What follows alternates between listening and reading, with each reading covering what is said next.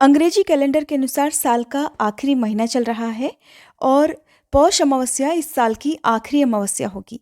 तो आज की इस वीडियो में आप जानने वाले हैं पौष अमावस्या के बारे में, व्रत कब रखना है, स्नान दान कब करना चाहिए, अमावस्या की पूजा विधि क्या है, इस दिन का क्या महत्व होता है, किन किन वस्तुओं का दान करने से घर में शुभता आती है, पितृदोष दूर होता है, पितरों की कृपा प्राप्त होती है, अमावस्या के दिन क्या करना चाहिए और क्या नहीं करना चाहिए।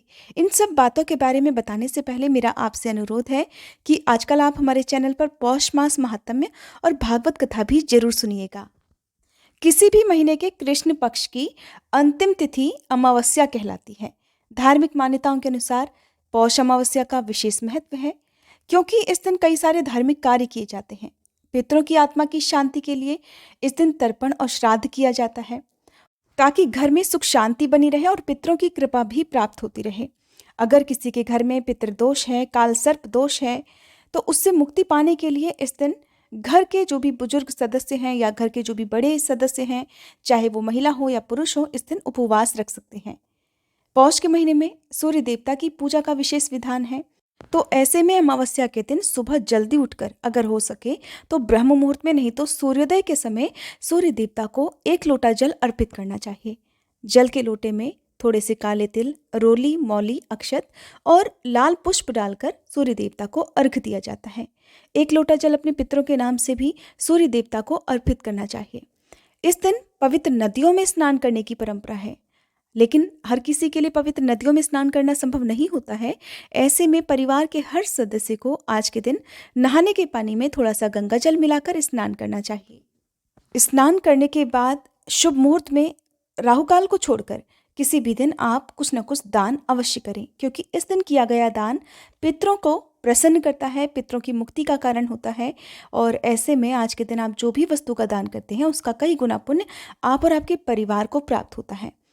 इस अमावस्या के दिन यदि हो सके तो गर्म वस्त्रों का दान करना चाहिए, पके हुए भोजन का दान करना चाहिए, भूखे लोगों को भरपेट भोजन कराना चाहिए। जूते, चप्पल, ऊनी कपड़े या कंबल आदि का दान करने से भी कहते हैं कि पितर प्रसन्न रहते हैं। इस बार की अमावस्या है 23 दिसंबर शुक्रवार को और स्नान दान भी इसी दिन किया जाएगा। जो लोग अमावस्या का उपवास रखते हैं, उपवास भी इसी दिन रखा जाएगा।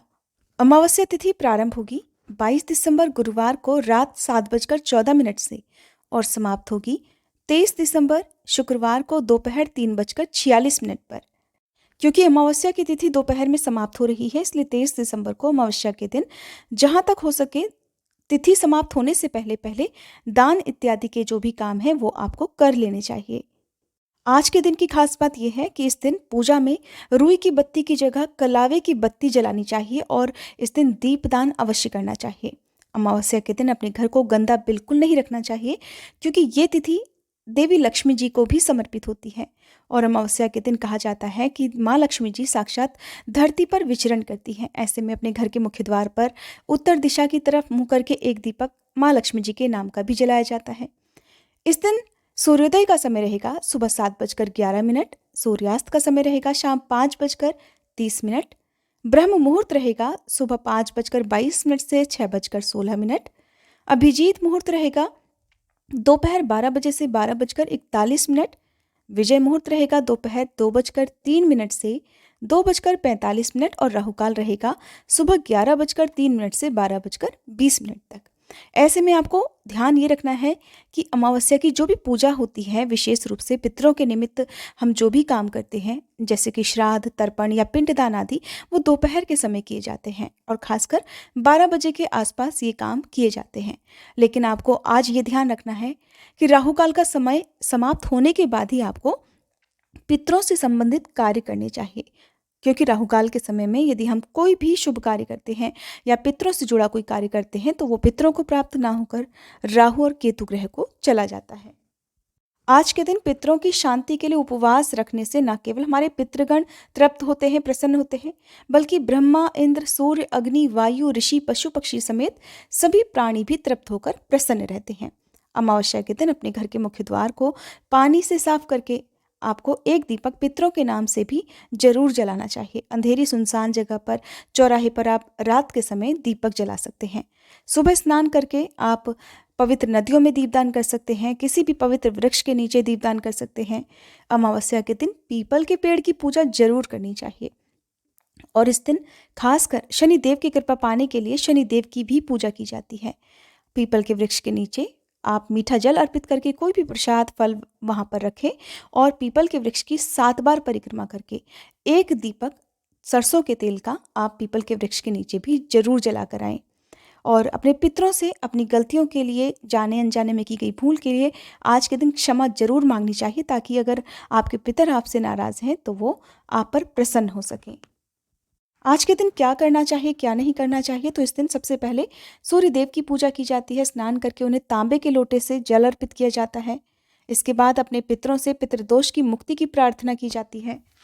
इस दिन अपने पितरों के लिए उनकी मनपसंद भोजन, जो भी उनकी सामग्री है, वो बनानी चाहिए। पहला हिस्सा गाय को, दूसरा कुत्ते को और तीसरा कौवे को रखा जाता है। इस दिन पीपल के पेड़ के नीचे अपने पितरों के नाम से आप सरसों के तेल का या घी का दीपक जरूर जलाएं और इस दिन जितना हो सके ज़रूरतमंदों की सेवा करनी चाहिए। क्या नहीं करना चाहिए, तो अमावस्या की रात को भूले से भी सुनसान जगह पर जाने से बचना चाहिए। इस दिन देर तक नहीं सोना चाहिए। सुबह जल्दी उठकर परिवार के हर सदस्य को स्नान कर लेना चाहिए और सभी सदस्यों को सूर्यदेव को जल भी चढ़ाना चाहिए। किसी का अपमान इस दिन नहीं करना है। घर पर कोई भी याचक आए, कोई भी जरूरतमंद आए, कोई बुजुर्ग आए, उनका अपमान इस दिन करने से पितृगण नाराज हो जाते हैं। और इस दिन तामसिक भोजन घर में बिल्कुल नहीं बनना चाहिए। शुद्ध सात्विक भोजन जैसे कि बिना लहसुन प्याज का ही बनना चाहिए। इस दिन किसी भी तरह का नशा, जुआ इत्यादि करना वर्जित होता है। नाखून, बाल इत्यादि इस दिन भूले से भी नहीं काटने चाहिए।